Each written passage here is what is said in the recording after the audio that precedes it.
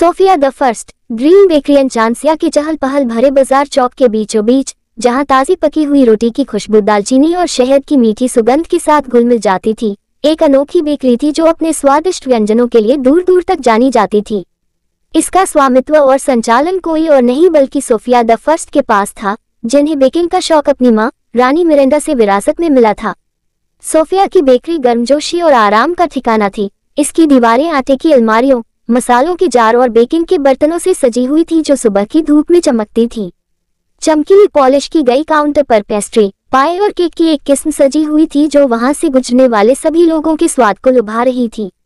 एक विशेष रूप से धूप वाली सुबह, जब सोफिया अपने प्रसिद्ध रास्पबेरी टार्ट्स के लिए आटा गूंथ रही थी, एक हल्की हवा बेकरी की खुली खिड़की से एक फुरफुराता हुआ चर्मपत्र ले आई। सोफिया हमेशा की तरह उत्सुक थी। उसने चर्मपत्र को फर्श पर गिरने से पहले ही पकड़ लिया। इसे खोलते ही उसे प्रसिद्ध पेस्ट्री शेफ मैडम लेक्लेयर द्वारा आयोजित एक प्रतिष्ठित बेकिंग प्रतियोगिता का निमंत्रण मिला। ओह माय, सोफिया ने कहा, उसकी आंखें उत्साह से चौड़ी हो गईं।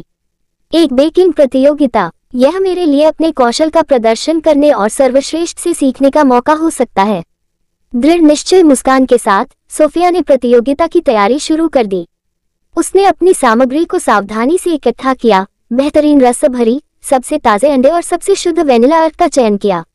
उसके दोस्त, हमेशा सहायक, ने उनकी सहायता की पेशकश की।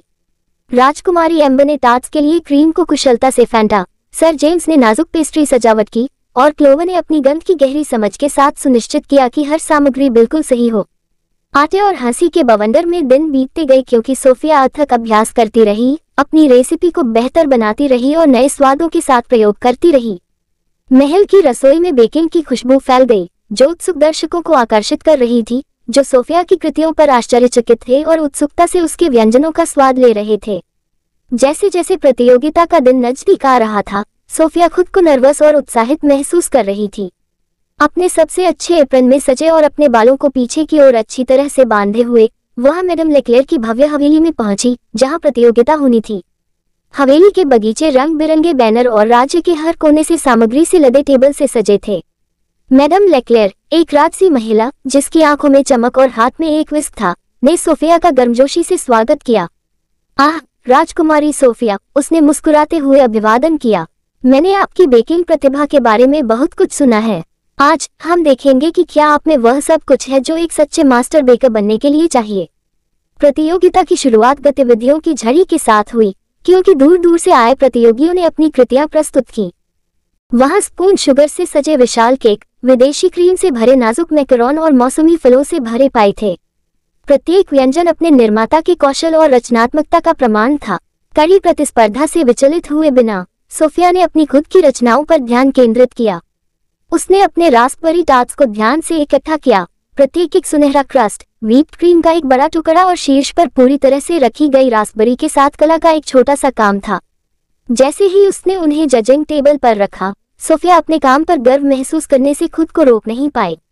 पूरे दिन जजों ने स्वाद लिया और विचार विमर्श किया। उनके चेहरे पर एकाग्रता का मुखौटा था, क्योंकि वे स्वाद, प्रस्तुति और मौलिकता के आधार पर प्रत्येक डिश का मूल्यांकन कर रहे थे। अंत में जैसे ही सूरज क्षितिज के नीचे डूब गया और शाम के आसमान में तारे टिमटिमाने लगे, मैडम लेक्लेयर विजेता की घोषणा करने के लिए आगे बढ़ी।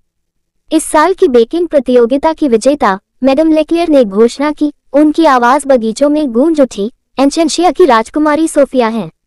भीड़ से जयकारे गूंजने लगे और सोफिया का दिल धड़क उठा। वह खुशी और कृतज्ञता से अभिभूत थी, क्योंकि वह अपना पुरस्कार लेने के लिए आगे बढ़ी, एक सुनहरा विस्क जो राज्य की सबसे बेहतरीन बेकर के रूप में उसकी उपलब्धि का प्रतीक है। एंचांसिया में अपनी बेकरी में वापस आकर सोफिया ने मैडम लेक्लेयर की प्रतियोगिता से एक फ्रेमयुक्त प्रमाण पत्र के साथ अपना पुरस्कार गर्व से दिखाया। राज्य के लोग उसकी बेकरी में उमड़ पड़े, उन व्यंजनों का स्वाद चखने के लिए उत्सुक थे जिन्होंने उसे इतनी प्रशंसा दिलाई थी। राजकुमारी एम्बर, सर जेम्स और क्लोवर उसके साथ खड़े थे, उसकी सफलता का जश्न मना रहे थे और साथ मिलकर कुछ जादुई बनाने की खुशी में हिस्सा ले रहे थे। और इस तरह बाजार चौक के बीचों बीच बसी सोफिया की सपनों की बेकरी फलती फूलती रही, जो बेकिंग के प्रति उसके जुनून और सपनों की शक्ति में उसके अटूट विश्वास का प्रमाण है। पेस्ट्री के हर बैच और केक के हर स्लाइस के साथ सोफिया ने खुद को और दूसरों को याद दिलाया कि दृढ़ संकल्प, रचनात्मकता और जादू की एक बूंद के साथ कोई भी सपना, चाहे वह कितना भी मीठा क्यों न हो, हकीकत बन सकता है।